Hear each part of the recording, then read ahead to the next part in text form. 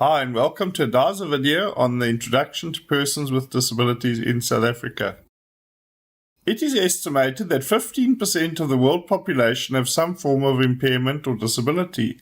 No disability is the same, but those that are affected often require assistive devices or special care to assist them.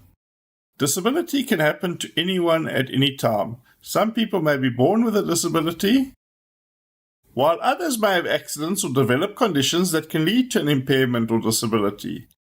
As we grow older, most people will experience some form of impairment in their lifetime. In South Africa, the discourse surrounding disability rights and inclusivity has been significantly shaped by legislative frameworks and policy documents, such as the White Paper on the Rights of Persons with Disabilities. This foundational document, introduced by the South African government in 1995, underscores the nation's commitment to promoting the rights, dignity, and equal opportunities for persons with disabilities in South Africa. Within the context of disability advocacy and policy formulation, it is crucial to understand the distinction between the terms persons with impairments and persons with disabilities. While both terms are often used interchangeably, they carry distinct connotations that reflect different perspectives on disability. The term persons with impairments typically refers to individuals who experience physical, sensory, intellectual, psychosocial, or neurological limitations that may affect their day-to-day functioning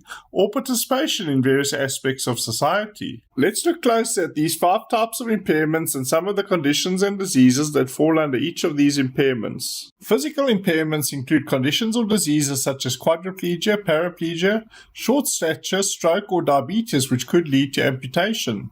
Sensory impairments include persons who are deaf, blind, have visual impairments, hearing impairments, or those who are deaf-blind. Intellectual impairments include persons who have Down syndrome, cerebral palsy, or fetal alcohol syndrome. Psychosocial impairments include persons who have depression, schizophrenia, or bipolar mood disorder.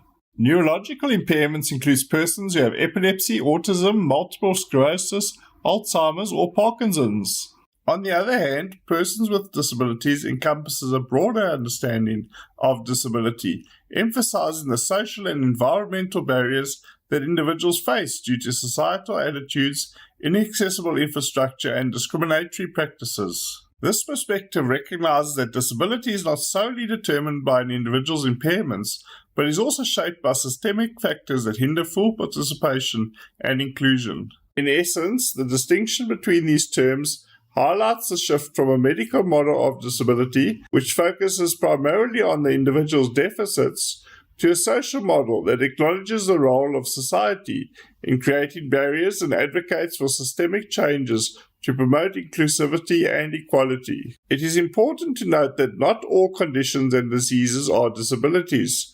While some conditions and diseases may be placed in more than one category, such as cerebral palsy, which could be categorized as a physical as well as an intellectual impairment. So simply having an impairment doesn't automatically mean the person can be classified as having a disability. So when does an impairment become a disability? Someone who wears spectacles has a vision impairment, but there is no barrier in society that prevents them from participating in activities on an equal basis with others. However, once that person's eyesight worsens to the point that they require assistive devices such as screen readers, white canes, or a guide dog, society's barriers often begin.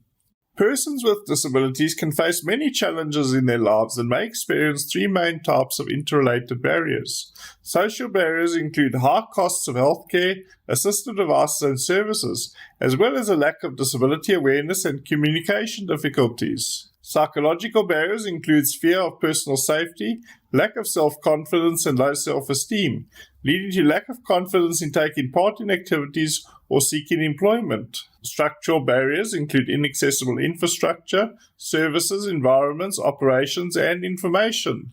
While the Constitution of South Africa and various policies advocate for the rights of persons with disabilities, their mere existence does not suffice to secure true equality. To enforce a path towards genuine equality, it is imperative that government enforces these policies and legislation. Without this enforcement, persons with disabilities risk being relegated to the scrap heap of society. Disability is a reality that can affect anyone at any time. Together we can turn the tide and ensure that equality is not just a theoretical concept, but a lived experience. Your support is crucial in our ongoing pursuit of a more inclusive and equitable society.